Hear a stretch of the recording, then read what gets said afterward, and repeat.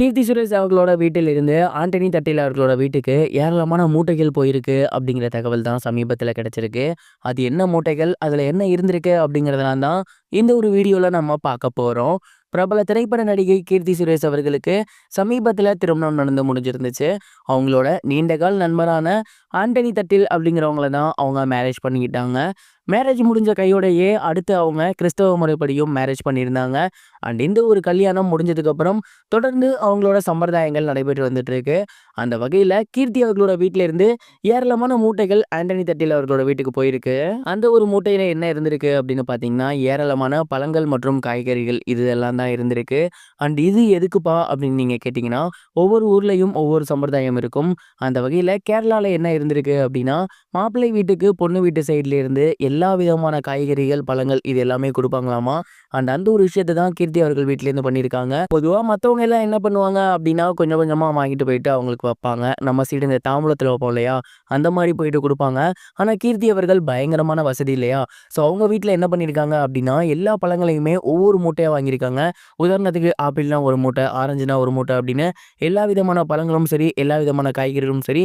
And இது மட்டும் இல்லாமல் அவங்க சம்பிரதாயத்தில் மேலும் என்னென்ன கொடுப்பாங்களோ அது எல்லாத்தையுமே மூட்டை மூட்டையாக தான் வாங்கிட்டு போயிட்டு இறக்கியிருக்காங்க.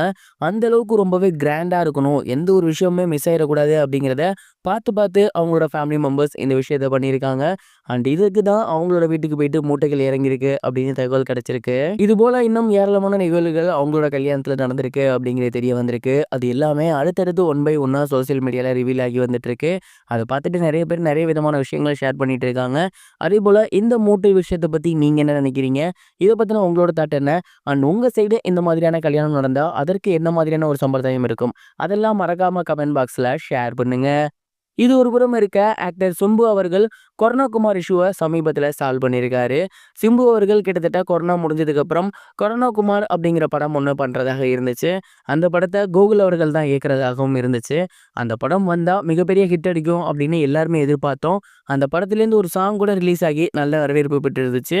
ஆனால் அந்த படப்பிடிப்புக்கு சிம்பு அவர்கள் போகலை, சரியாக கலந்துக்கல, மற்ற படங்களில் நடிக்கிறாரு அப்படின்னு சொல்லி அவர் மேலே கேஸ் போட்டிருந்தாங்க. மேலும் அவருக்கு சம்பளமாக கொடுக்கப்பட்டிருந்த 1 கோடியை திருப்பி கொடுக்கவும் சொல்லியிருந்தாங்க. அந்த ஒரு பட பிரச்சனையை சிம்புவும் சரி, அந்த படத்தோட ப்ரொடியூசரும் சரி பேசி சரி பண்ணிட்டாங்க. அது கோர்ட்டில் கொடுத்திருந்த கேஸை 2 பேரும் போய் வாபஸும் வாங்கிட்டாங்க. இதனால சிம்பு அவர்கள் ஒப்படைச்சிருந்த 1 கோடி ரூபாய் பணம் இருக்கு இல்லையா, அந்த பணத்தை திருப்பி கொடுக்க சொல்லியிருக்காங்க. மேலும் சிம்பு அவர்களுக்கு 1,98,142 ரூபாய் கொடுக்கணும் அப்படிங்கிற மாதிரி ஆணையம் கொடுத்திருக்காங்க. அண்ட் இந்த ஒரு விஷயம் சமீபத்தில் வெளிவந்திருக்கு. அண்ட் இதை பார்த்துட்டு சிம்பு அவர்கள் இதுக்கப்புறம் அந்த படத்தில் நடிச்சா நல்லா இருக்கும் அப்படிங்கிற மாதிரி ரசிகர்கள் சொல்லி வந்துட்டு இருக்காங்க. பொறுத்திருந்து பார்ப்போம் கொரோனா குமார் வருதா இல்லையா அப்படின்னு. இது வரைக்கும் கனெக்டிங் டிவிக்கு சப்ஸ்கிரைப் பண்ணனா மறக்காம சப்ஸ்கிரைப் பண்ணிக்கங்க. உடனடி அப்டேட்ஸ் பெறுவதற்கு நோட்டிஃபிகேஷன் பெல்லையும் கிளிக் பண்ணிக்கங்க.